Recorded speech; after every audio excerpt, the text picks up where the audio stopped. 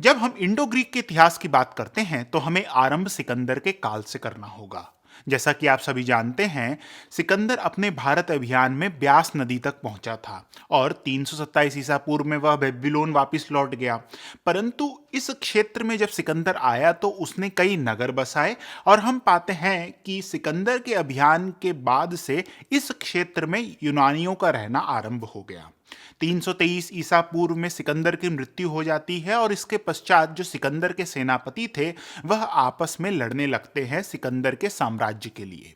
जो सिकंदर का पूर्वी साम्राज्य का हिस्सा था वह उसके एक सेनापति सेल्यूकस निकेटर के पास आ जाता है। सेल्यूकस निकेटर के इस राज्य में भारतीय उपमहाद्वीप का उत्तर पश्चिमी क्षेत्र भी आता था। वहीं इसी काल में यदि हम भारतीय इतिहास की बात करें तो चंद्रगुप्त मौर्य ने मौर्य साम्राज्य की स्थापना कर दी थी। मौर्य साम्राज्य की पश्चिमी सीमा सेल्यूकस के साम्राज्य के लिए चुनौती बन गई और 305 ईसा पूर्व में सेल्यूकस और चंद्रगुप्त मौर्य की सेनाओं का सामना हुआ। इस संघर्ष के बाद चंद्रगुप्त मौर्य ने उत्तर पश्चिमी भारत पर अपना अधिकार स्थापित कर लिया।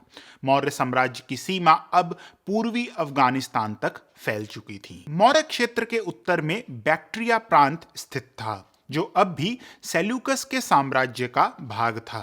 बैक्ट्रिया सेल्यूकस साम्राज्य का सबसे समृद्ध प्रांतों में से एक था। यहाँ की उपजाऊ भूमि ने इसे धनवान बनाया था। बैक्ट्रिया एशिया के व्यापार मार्ग के बीच स्थित था। खेती और व्यापार से मिली समृद्धि के कारण इस प्रांत में कई नगर थे और इसलिए इस प्रांत को कई स्रोतों में 10,000 नगरों वाली भूमि भी बताया गया है।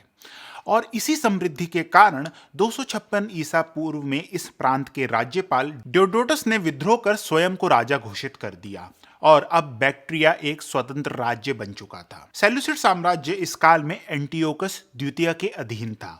एंटियोकस द्वितीय सेल्यूकस निकेटर के पोते थे और अपनी पश्चिमी सीमा में युद्ध में व्यस्त होने के कारण एंटियोकस द्वितीय बैक्ट्रिया के इस विद्रोह को दबा न सके। बैक्ट्रिया में डियोडोटस प्रथम जो कि पहले राज्यपाल थे और अब स्वतंत्र बैक्ट्रिया के पहले शासक, उनका राज्य काफी लंबे समय तक चला और इसी काल में हम देखते हैं कि बैक्ट्रिया के पड़ोस के एक सेल्यूसिड प्रांत जिसका नाम पार्थिया था वहां पर भी विद्रोह होता है और यह प्रांत भी अब स्वतंत्र बन जाता है। परंतु बैक्ट्रिया और पार्थिया के विद्रोह में एक बड़ा अंतर है।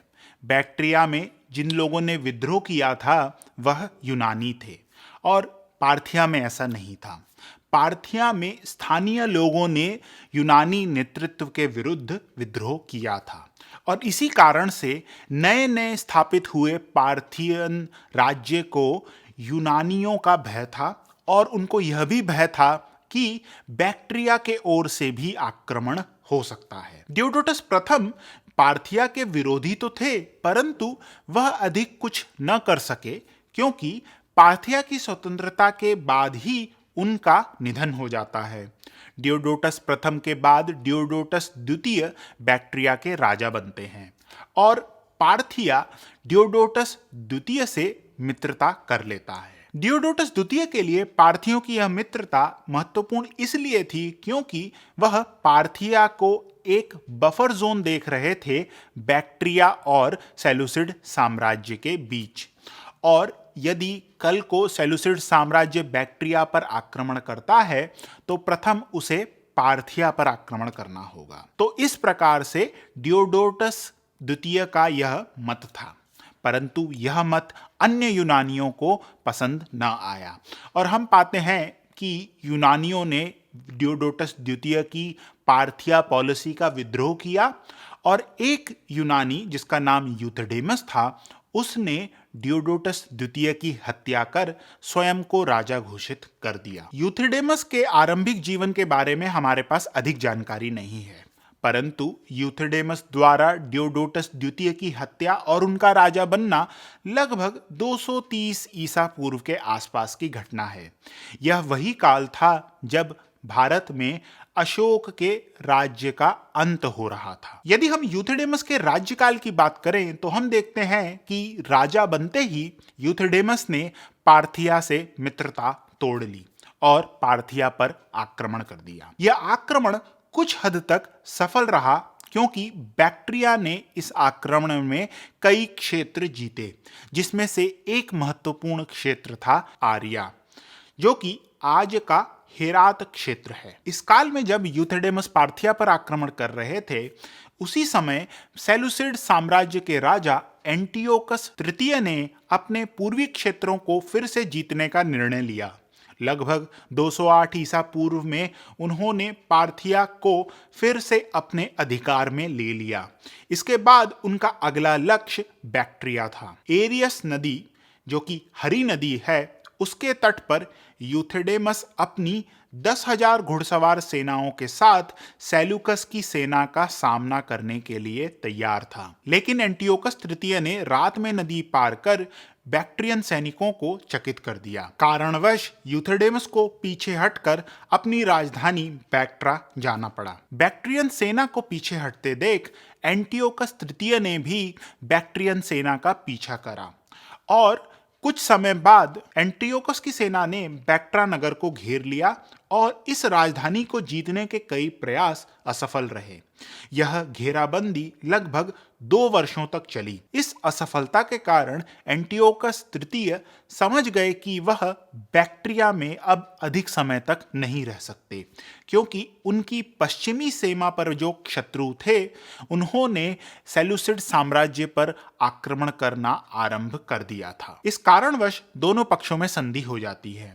यूथेडेमस एंटियोकस तृतीय को यह भी बताते हैं कि एक स्वतंत्र बैक्ट्रिया सेलुसिड साम्राज्य के लिए अत्यंत महत्वपूर्ण है। उनके अनुसार मध्य एशिया के जो खानाबदोश कबीले हैं, उनसे सेलुसिड साम्राज्य को हमेशा भय बना रहेगा और एक स्वतंत्र बैक्ट्रिया इन खानाबदोश कबीलों के विरुद्ध एक दीवार के समान बन सकता है।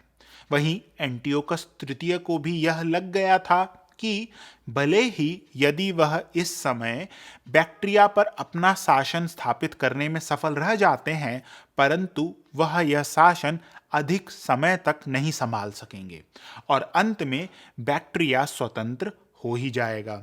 तो इसी कारण 208 ईसा पूर्व में इन दोनों राज्यों के बीच संधि होती है और एंटियोकस तृतीय बैक्ट्रिया को स्वतंत्र छोड़कर पश्चिम लौट जाते हैं। सेलुसिड नरेश एंटियोकस तृतीय के साथ हुई इस संधि से अब यूथेडेमस को पश्चिम से किसी भी प्रकार के आक्रमण का भय नहीं था और अब वह अपनी सारी शक्तियां बैक्ट्रिया के विस्तार पर लगा सकते थे। इसी समय बैक्ट्रिया के दक्षिण में और हिंदू कुश पर्वत श्रृंखलाओं के पार मौर्य साम्राज्य का नियंत्रण दुर्बल हो रहा था। यूथेडेमस के लिए अपनी सीमाओं का विस्तार करने का यह एक सुनहरा अवसर था।